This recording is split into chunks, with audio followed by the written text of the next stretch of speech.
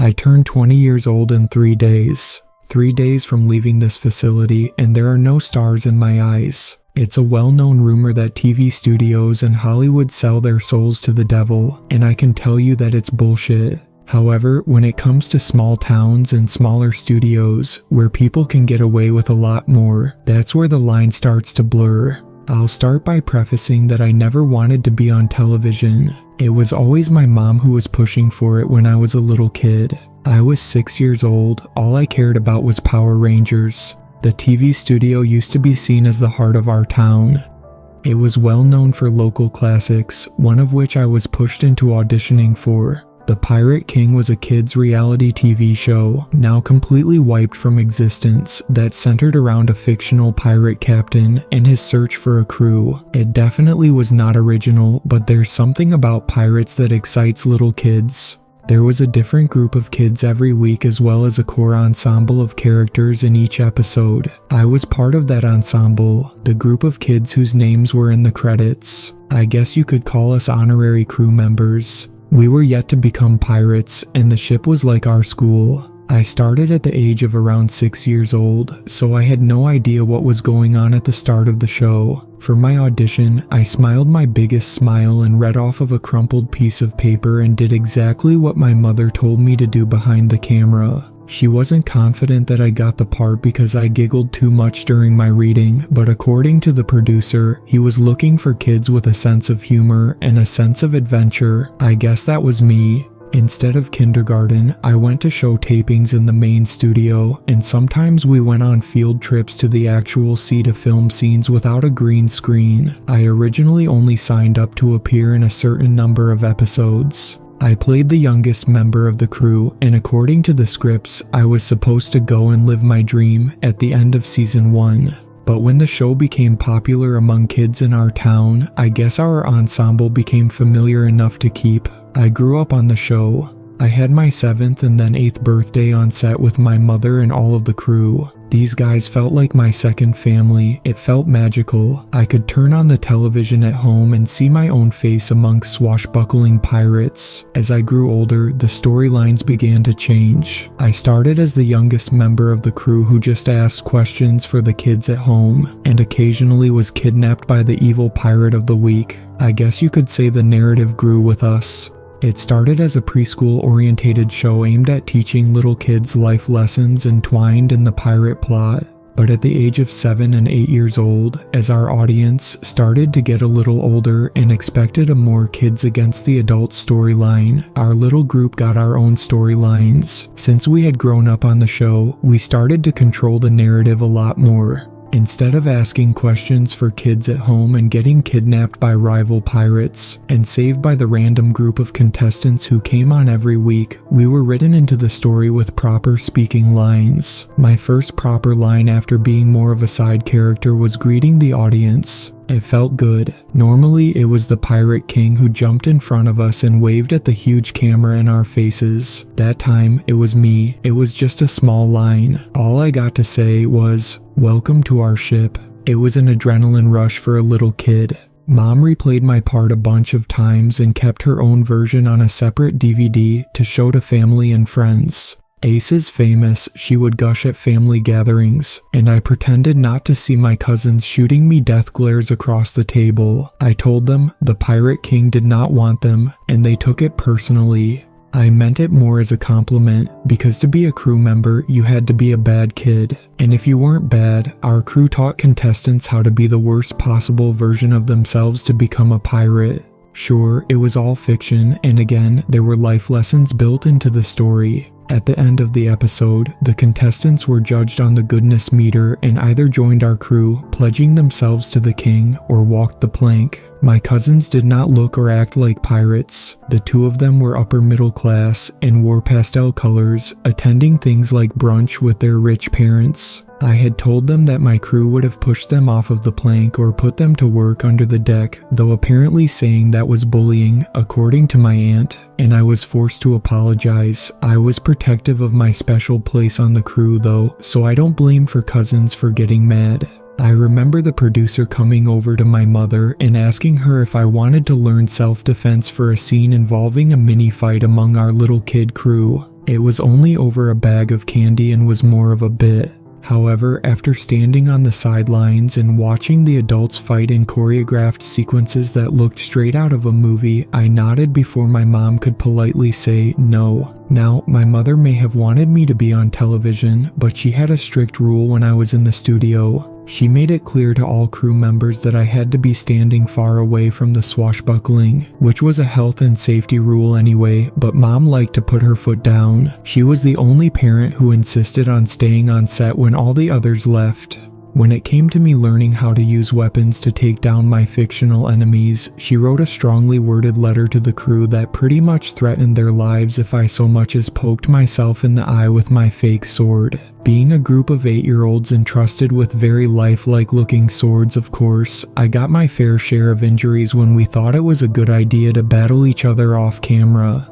The sets were always janky looking, but to me it was like being on a real-life pirate ship. The Pirate King's ship had been built by hand and was the main set in a large green screen room. There was only one rule we had to follow during breaks, and that rule had been hammered into us over the years. Even contestants, no matter what we did, we had the whole backstage to play around and eat our lunches, as well as complete schoolwork if our parents had set us with it, but we could not go inside the back room for the crew. When we were 6, it was a polite suggestion. Now that we were older, however, and more curious and insistent on exploring, it had become a warning. We had our own special room where we got treats and our costumes fitted, so I never really thought about breaking that rule. Besides, I had my mom following me around the whole time, so it's not like I could sneak off with the other kids. I joined the Pirate King on the exact day the show was shut down and pulled from the air. I still remember that day vividly. I was so excited that I could barely contain myself on camera. We had been talking about it for weeks and going over the scripts over and over again. It was our pirate graduation, and our group were becoming full-time members of the Pirate King's crew. It was supposed to be a surprise to the audience. The contestants were judged on the goodness meter before the king turned to us with a wide smile. I remember being slightly intimidated by him in costume. It was his eyes that had scared me when I was a little kid. Illuminated stars printed on his pupils like his eyes really were filled with starlight. None of us liked him at first. Some of the younger contestants screamed and freaked out when he got too close.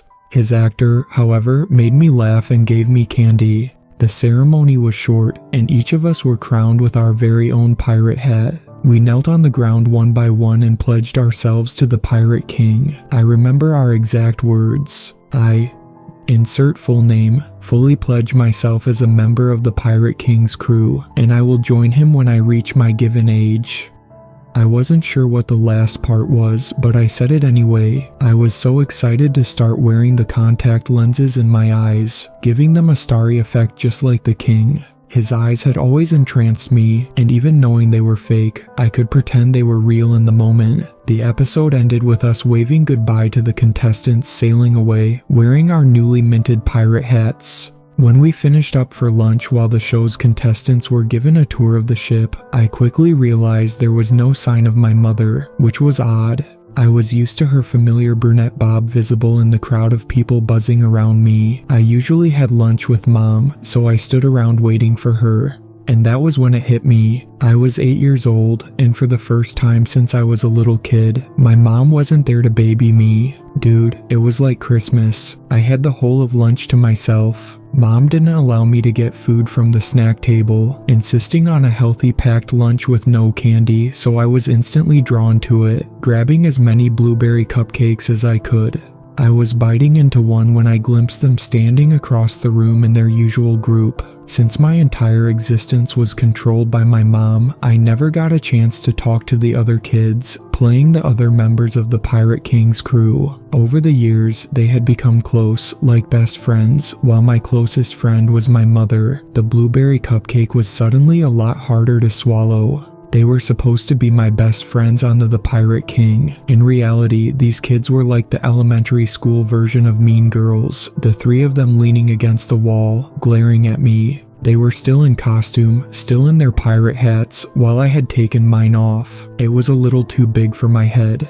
The other kids didn't seem to like that I had taken off my hat, shooting me very judging looks. The ringleader was Luke, a beloved favorite on the show, and a son figure to the king. He played a kid called Jinx, the troublemaker who sabotaged the contestants during the show. Luke had said maybe one word to me over the 3 years I had known him, and that had been freak when shoving past me. Next to him stood Evangeline, who was Leia, the princess of the crew, and also the dumb blonde character who made intentional mistakes to make contestants look smarter. Evangeline imitated my lisp to the others one time, and I still hadn't forgiven her for it. Also, she had a weird thing about close proximity. If I was too close to her during fights, she would jump back with a squeak and yell, "Gross." I later found out that it was because I owned a cat, and she was allergic to cats, allegedly. Behind her, with his mouth filled with candy, was Robbie, who played the nerd Bellamy despite his real personality being the complete opposite. His glasses were fake, and he often complained about them, arguing with anyone without earplugs or the patience to deal with him. He had been a fairly nice kid when we were 6, but as we grew older, I guess his head got a little big. He and Luke were like brothers, but I could tell he envied Luke for being the most liked out of all of us. Robbie had tried to insist he didn't need glasses, though it was a big part of his nerd thing. "But I don't want to wear glasses" would be the usual soundtrack to my mornings, sitting outside his fitting room and listening to him moan and grumble and complain before storming out. Robbie was argumentative and often actively looked to cause a fight. I remember accidentally hitting him with my sword, and he shoved me onto my back, sticking the blade of his own fake sword into my throat, as if he could actually cut my throat. These kids were pirates all right. Sensing them already gunning to cause trouble, I wanted to turn around and walk away from them, but I was a kid, my mom was gone, and despite these kids being insufferable, part of me also wanted to fit in. I wanted to join in with their in-jokes and at least see them as real-life friends. It was well known that the 3 of them had been in hot water multiple times for exploring rooms that were out of bounds, or just throwing food at the camera crew and blaming it on oblivious contestants. I wanted to join in their antics. Before I could stop myself, I stuffed the cupcake in my mouth and strode over to them, trying to ignore the collective flinch they did, moving back like I had a contagious disease. "Hey," I waved at them, gesturing behind me. "Get back," Luke said, smirking. "It talks." I wasn't a talker. Mom was always by my side, so I never got the chance. I could tell from the feral looks on their faces that these kids were eager to cause a stir. Ever since they were forbidden to enter the staff kitchen at the age of 7, they were desperate to attract attention. The only way to stick out in front of them would be to throw away my kid morals. I mentally apologized to my mother for becoming a real-life pirate. "I can talk," I shot back. "Do you want to go exploring?" Luke raised a brow, though he did look surprised. "Why?" He folded his arms, challenging me with a smile. "I thought you were having lunch with mommy." The boy looked left and then right, his eyes wide, mocking mine from earlier. "Are you scared without her, mommy's boy?" Evangeline giggled, and Robbie looked me up and down like I'd grown an additional limb. "Your pirate hat looks stupid." Evangeline blew a blonde braid out of her eyes. "Is your head too big for it?" "No." Ignoring her, I focused on the leader of their little group. "Well," Luke shrugged, exchanging looks with the others like he was considering it. "Maybe," he said, "but it's going to be scary." His lips curled. "Or are you too chicken?" When I claimed 3 times that I was not a chicken, reminding him I was a pirate too, he looked me dead in the eye, ignoring a crew member behind me doing a head count of contestants. Apparently, there was one missing. There was always one missing. Every so often a kid would get lost. It was always at lunch too. I would hear a name being called out, though I never recalled these kids being found. "Mia Ainsworth, does anyone know where Mia is?" Luke mimicked the crew member's nasally voice until the man shot him a warning look. "We're going to sneak into the back room, if you want to play." The boy cocked his head. "Why do you never want to play with us?" He took a step towards me. "Wait, are you too good for us, Topper?" I hated it when he called me by my pirate's name. It's Ace, I corrected him. My mom. He cut me off. Aren't you a little too old to still be wanting your mommy? Yes, I swallowed hard. My mom is stupid. His eyes widened, but he shook off his surprise with a scoff. Good, he grinned. So, come explore the scary back room with us. I couldn't help it, the words slipping out before I could stop them, but we're not allowed to go in there. So, Luke turned me around and forcefully shoved me forward with a laugh. I glimpsed a camera operator shoot him a wary look, and he charmed her with a grin. We're just playing, he chuckled, gesturing for the others to follow us. Luke was a good actor, even as an 8-year-old, keeping up with the wide smile and childlike innocent eyes until we pushed through the doors and out of the studio. Luke's grip tightened on my arm, and I resisted a yell. I had left my sword in the studio, which would have come in handy to get him to back off. Now there were no adults to fool. He could be as rough as he wanted, his fingernails digging into the thick material of my costume. Okay, Topper, he said through a breathy giggle as we descended down rickety stairs. The studio had been built in an old building, and most of it was either out of bounds or converted into a set piece. I kept my eye out for my mother, who was nowhere to be seen when I most needed her. I had been begging her to let me play with the other kids and give me leeway since I learned what independence was. Now that she was gone, I wanted nothing more than her arms wrapped around me. Luke twisted around, tugging me further through an out-of-bounds area which had been marked with bright yellow tape. The boy's eyes scared me. Why don't we call this your second graduation? Yes, Evangeline skipped ahead, doing a mocking courtesy with her costume skirt. You can go into the room and tell us all about it. Robbie grumbled something that sounded like, that's a good idea, and I caught a rare smile on his lips he was trying to hide. But, you're the youngest, Ace. Evangeline joined in laughing. I was being bullied. I knew I was being bullied. Luke was pulling me like a rag doll, and Evangeline's smile was too big, with far too many shiny teeth. Nope, you're doing it, Luke giggled. If you want to be part of our crew, you have to do the test. I tried to yank away from him, but he was stronger than I thought. What test?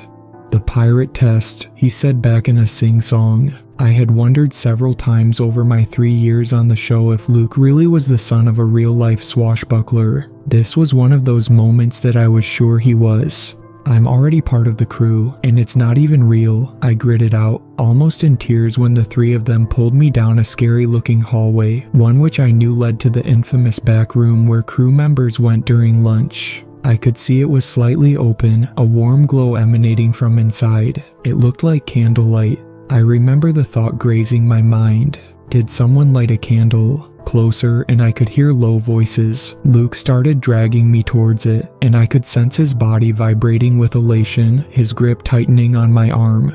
He was going to shove me inside, and then the three of them were going to run. I was digging my feet into the ground, trying to throw the boy off of me when Luke's entire demeanor seemed to shift. He grabbed me roughly by my shoulders, but not to force me into the room. Instead, before I knew what was happening, I was being slammed against the wall, back first. When I opened my mouth to cry out, he slammed his hand over my attempted yell. I thought it was another one of his games before I realized he too was pressed against the wall, Evangeline and Robbie with their hands pressed over their mouths. I didn't understand what was happening until I caught Luke's wide eyes. He was trembling, shuddering against me. Don't move, his wide eyes told me, and I did my best to jerk my head in response. I thought we had been caught at first, but that didn't explain his and the others' reactions. He had seen something, and that something had terrified him. His eyes were far too wide, almost unseeing, his lips parting into what might have been a cry before he managed to swallow it and shake his head. I stayed still, gasping into his clammy hand.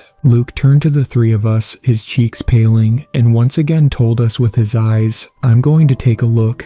I read the words on his lips, "And then we're going to run." He nodded at us, me included. Luke motioned for us to follow in his lead, and I swallowed my own strangled cry. If Luke was scared, then I didn't want to see whatever was through that door. Okay. His gaze flicked to me before signaling with 2 fingers that we were going to run. I didn't notice it back then, but looking back, I think he was crying.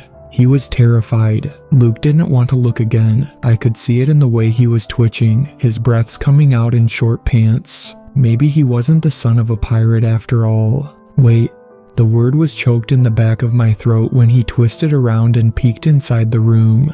I could tell from his body language his intentions were to check if we had been caught, and then turn to us and run. I counted my own shaky breaths when Luke didn't turn back to me, and in the corner of my eye, his shadow slowly bled away from the three of us. He stood on the threshold, his arms dropping to his sides. I couldn't see his face, but I knew what had happened to him.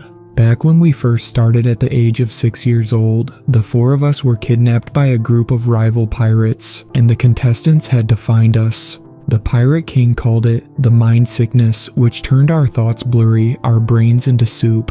With the mind sickness, we were under the control of our kidnappers. This was just like the mind sickness, but while that had been fake and had taken a lot of patience not to giggle and show emotion on camera, this was something else entirely. When Luke stepped into the room slowly, seemingly stuck in a trance of mind sickness, I knew I had to grab him before he was taken again. Reality and fiction were no longer two separate things as I lunged forward to follow him. I don't know why I followed him, why my body seemed to act on its own, against my brain. I wondered if it was the mind sickness. Is this what it was? I could feel it, sense it, almost smell it. It was a pull I couldn't explain, phantom fingers creeping up my spine and taking hold, pushing me further towards it. When I followed Luke inside the room, I wasn't thinking of anything, except my sudden, overwhelming urge to join the Pirate King, and my pledge to him. I remember the room being filled with light, and the sight of it drawing the breath from my lungs. Luke dropped onto his knees in front of me, Robbie followed, and then Evangeline. I don't remember hitting the ground, just her. I never got to know the contestants because they were only here for a day. But this girl had stood out, a small girl with dark red hair pulled into pigtails. She was the only one noticeable in the crowd. I knew her name. It was in my throat and bubbling under my tongue. Mia. Her name had been called out earlier. I had always wondered why contestants who went missing were forgotten about. You're not supposed to be in here. The mayor wasn't supposed to be in the room filled with blood. Next to him was the creator of the Pirate King. He said something, what sounded like a reassurance telling us to not be scared, but I couldn't move, I couldn't breathe. Not when my chest was being crushed, and I could feel this thing taking over me slowly. It was invisible, and yet I could see it, sense it in the air. I could see it splattering the walls and floor, a haunting smear of scarlet caught under candlelight. It didn't make sense to me that our mayor was on his knees in front of Mia, or what was left of Mia. I could see her body crumpled on the ground, while her pigtailed head was balanced on a wooden podium. Her eyes were still wide open, lips parted in a screech that was silenced. Instead of explaining why he was kneeling in front of a dead contestant's severed head, our mayor turned to us. His eyes were sad, and I found myself drawn to the hollow look, his writhing lips trying to coerce words. "Be kind to them," he whispered, and without a word to us, he turned back to Mia's head and bowed his own. I don't think he could watch. "We are giving them to you, after all." The mayor tipped his head back, his eyes flickering shut. "You promised. We give you your own, and you stop taking our children and leave." I couldn't move. Even my breaths were frozen. I was paralyzed. "Not yet." The booming voice entered my head, invasive and painful. I could feel my body trembling underneath its crushing weight. I was forced onto my stomach, gasping into the old carpet. "I'm still hungry," the voice burrowed into my skull, and I could feel those phantom fingers stroking the raw meat of my brain. I screamed, but I couldn't move. I couldn't open my mouth, my lips gaping, gasping into dust choking my lungs. It retracted instantly, and when it did, the feeling returned to my body, only for this presence to take hold of me and force my head up. Next to me, Luke made a squeaking sound. His head was thrown back, enough to snap his neck, teasing it, before letting him go. Still, my mouth filled with bugs writhing on my tongue, creeping down the bare flesh of my arms, as the voice wound its way around the four of us, bleeding into our ears, getting a taste of us. When my lips opened, and I mimicked it, the others in sync, my own words were violently torn away. "Hungry. Eat, Nibiru." The mayor's voice made me jump. It was human and real, nothing like what was suffocating my skull. Nibiru. The name sent shivers sliding down my spine. The Pirate King. But he wasn't real, right? I knew he wasn't real. As you can see, we are keeping our side of the bargain. His voice shook. Our ancestors were cruel to you in the past, but please, have mercy on them. He caught himself. That is until they are ready, of course. You said you would leave the other children alone. Mercy. I could taste blood in the back of my mouth and pooling down my chin when the pressure was back, this time a sharp pain in the back of my head. Mercy, it mocked. The thing laughed, and I felt every hitch of its breath shake the ground beneath us, bringing the light fixtures crashing to the ground. Mayor Weathers bowed his head, and just like that, the thing was slipping from mine. I saw its movement in the way the candles flickered, flames dancing from side to side. The sound of chewing brought me back to fruition piece by piece. I could breathe again. I could blink my eyes, and still pressed against the ground, I could see Mia's head trembling under the weight of the thing hovering over it. The force did not waste time. It wouldn't let me see it. When I tried to, it was back inside my head. Not yet, it said again before returning to its meal. I watched it strip away the flesh and hair first, a phantom tongue delving into the cavern of the girl's skull and chewing its way through pinkish mush. With it distracted, the mayor took his chance and got to his feet, turning around and motioning for us to leave. I tried to. I forced myself to sit up, but I couldn't stop looking at Mia's head disappearing piece by piece as invisible bites became bigger and hungrier, a monstrous tumor eating its way through her face. A shadow loomed over me, and I recognized it as Luke, but he ignored me, instead taking stumbling steps towards thin air. And yet both of us knew there was something there, something eating its way into Mia's skull, something hiding behind the facade of the Pirate King. There was a look in Luke's eyes that I did not like. There was something in his eyes, driving him closer and closer to the king. It was no longer mind sickness. I could see the twitch in the boy's lips, entranced eyes glued to dancing candlelight. I had never seen that expression on his face. It was excitement and curiosity in one, a daring smile starting to take over his mouth. There was something in Luke's eyes, not yet taken shape, an ignition. It hit me in a wave of dizziness, sending my thoughts plunging deep down, that maybe I could follow him. What is going on here?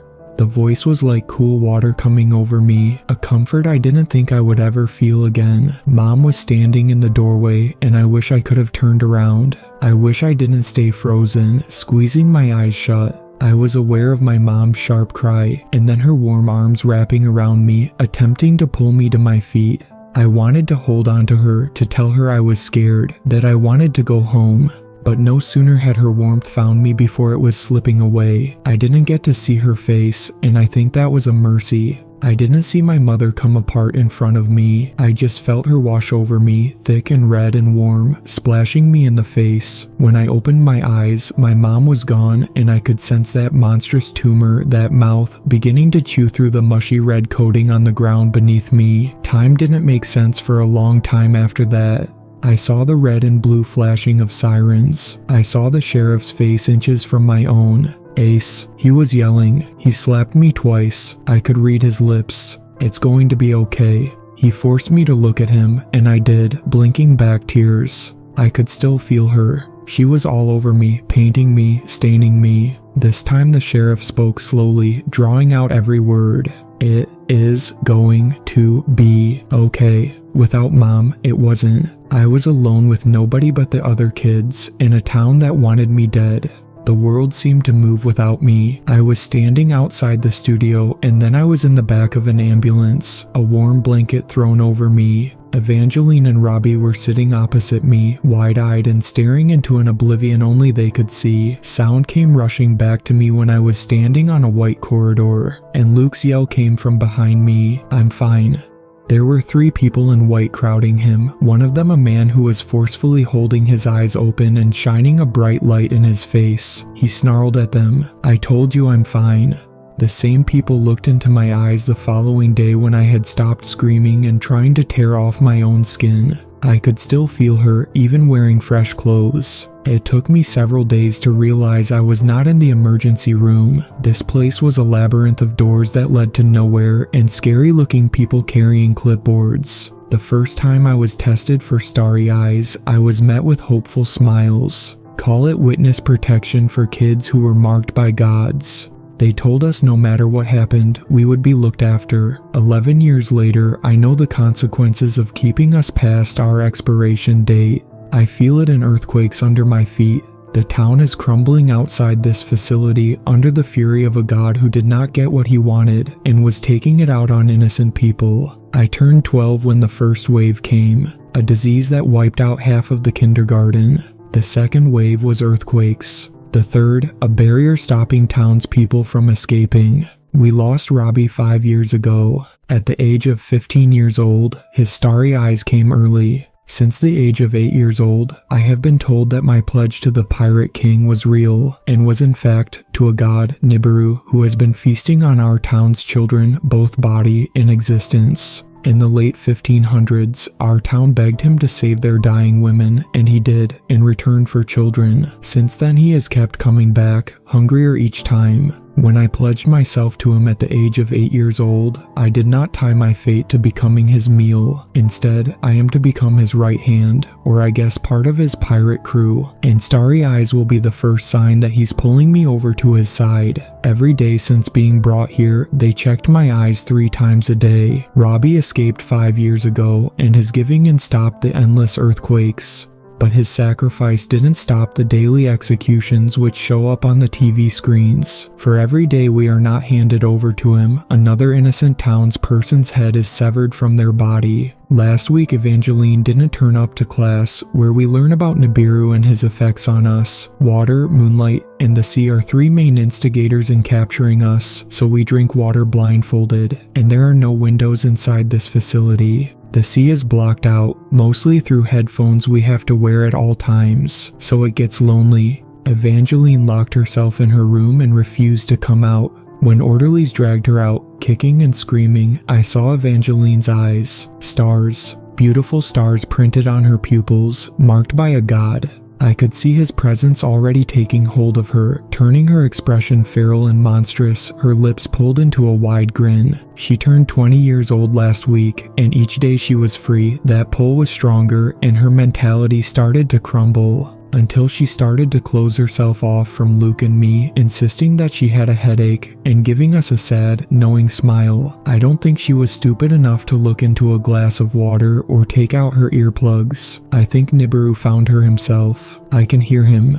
Now a shadow of herself, Evangeline was a blur of gold curls she never got cut, her body convulsing as she fought wildly, squealing like a banshee when they pulled her down the hallway. Ace. Her cry almost sent me to my knees. It was laced with that exact force that had crushed my lungs at 8 years old.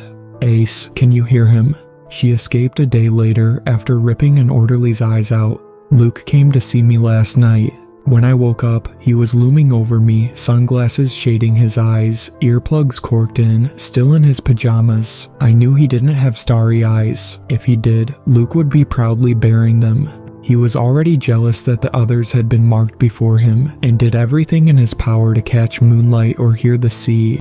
We were 10 when he tried to stick his head out of the window to hear the ocean, and was grounded for a week. Are we worth it? He asked, hanging over me with his hands behind his back, lips pulled into a smirk. I knew that wasn't Luke speaking. The Pirate King had already taken him a long time ago. What? He leaned back, expression darkening. You heard me. I could hear the Pirate King's voice twisted around his, a monstrous hiss. Are we really worth it? The ground shook and I grasped onto my bed sheets, holding on for dear life. Luke's smile was cruel, but there was a part of him I still believed was still in there, fighting against the Pirate King's grasp on his mind. With a 2-fingered salute, he left me with that question burning in my brain. Were we worth it? The alarms went off this morning. I knew it was Luke escaping. Then the facility grew quiet. Nobody came to check my eyes. The hallways were dead. There was another execution. This time it was Evangeline doing the honors, dressed in the filthy rags of her old costume, her pirate hat nestled on her head. I turned it off when she started screaming with laughter, throwing the severed head into a crowd of horrified-looking faces. I saw my cousins among them, glaring at the camera as if looking directly at me, yet somehow Evangeline was coaxing cheering from the crowd, already hypnotizing them with her eyes. when the crowd parted down the middle for a newly converted Luke wearing his costume, his pirate hat perfectly sitting on his head of curls, the manic stars in his eyes lighting up the dim morning. I broke out of the facility myself, but I didn't go on a massacre. I went straight to the sea, where he was pulling me, where I belonged. Maybe Luke was right.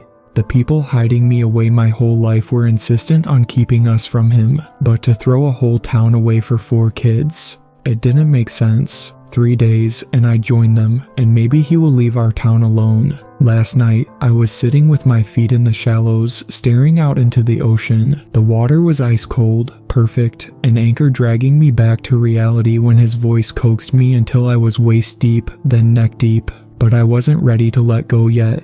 I could already sense that pull, stars twinkling in my eyes. Luke joined me when the king's voice began to envelope my thoughts. He slumped next to me, leaning his head on my shoulder. I like to think we were just 2 teenagers hanging out. When I bothered to look, however, breaking from my delusion, Luke's eyes were completely taken over, pools of starry oblivion staring back at me. I would be lying if I said it. He wasn't the most beautiful and yet terrifying thing I had ever seen in my life. He didn't leave me until the early hours, muttering, "Happy birthday." There's no such thing as selling your soul to the devil. Being marked, claimed by a god, however. If I listen carefully, I can hear him, riding on the waves of the sea, calling out to me. He is gentle and lulling. The Pirate King wants me to come home and join his crew. The waves are getting louder as I give up on land and step into the sea, closer, and I swear I can see my crew waiting for me. Can you hear him?